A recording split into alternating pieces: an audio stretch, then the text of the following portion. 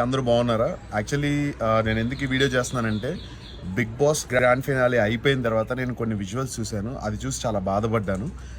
First of all మీ అందరికీ ఒక విషయం చెప్పాలనుకుంటున్నానండి. ఏంటంటే సో అమర్ కానీ, ప్రశాంత్ కానీ, నేను కానీ, లేకపోతే శివాజీ అన్న కానీ, నైని, లేకపోతే అశ్విని, వీళ్ళందరూ కూడా లోపల ఉన్న టేస్టీ తేజ, ఎవ్రీ వన్ మేమందరం కూడా చాలా చాలా క్లోజ్ ఫ్రెండ్స్.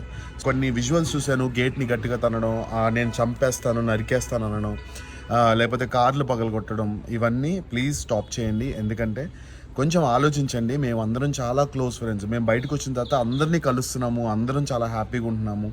ఒకరికొకళ్ళు ఈవెంట్స్ అయ్యి చెప్తున్నారు, ఒకరికొకరు మేము డబ్బులు సంపాదించుకుంటున్నాము, మేమంతా బాగానే ఉన్నాం. మీరు మీ కెరియర్ని, మీ ఫ్యామిలీ కెరియర్ని పాడు చేసుకోకండి please, it's my request. And ఇంకోటి ఏంటంటే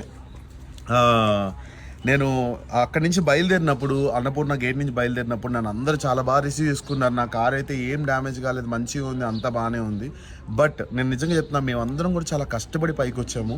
నార్మల్ పొజిషన్ నుంచి మీలాగా మేము కామన్ మ్యాన్లా ఉండి చాలా కష్టపడి అన్నీ చేసి, ప్రతి ఒక్కళ్ళు, నేను ఒక్కనే కాదు, అమర్ కానీ ఎవ్రీ వన్ చాలా కష్టపడి పైకి వచ్చారు. పల్లవి ప్రశాంత్ ఇప్పుడు ఒక టాప్ పొజిషన్కి వచ్చాడు. సో మీరందరూ కూడా మీరు యాజ్ అ కామన్ మ్యాన్గా మీరు వాటికి సపోర్ట్ చేసి మీరు తనని గెలిపించినందుకు మేము చాలా హ్యాపీ, మీరు చాలా happy, every one or happy. కానీ కష్టపడి సంపాదించుకున్న వాళ్ళ ప్రాపర్టీస్ లైక్ గీతు కానీ, అమర్ కార్ కానీ, లేకపోతే అశ్విని కార్ కానీ, అవి లక్షల్లోకి అవుతాయండి. అది రిపేర్ చేయించుకోవాలంటే వాళ్ళకి పాపం కదా. సో కొంచెం మీరు కూడా ఆలోచించండి. ఇది పర్సనల్గా తీసుకోకండి. Bigg Boss is just a game. ఆ హౌస్లో ఉన్నంత వరకే. తర్వాత బయటకు వచ్చిన తర్వాత మేమందరం చాలా క్లోజ్ ఫ్రెండ్స్లా ఉంటాం. మీరు చూసే ఉంటారు. తేజ కానీ, నేను కానీ, వాడు నన్ను నామినేట్ చేసినా కూడా నేను ఎంత క్లోజ్గా మూవ్ అవుతున్నా, వాడు నాకు బెస్ట్ ఫ్రెండ్ అయిపోయాడు. సో బయటకు వచ్చిన తర్వాత మాకు ఎటువంటి కోపాలు తాపాలు అయితే ఉండవు.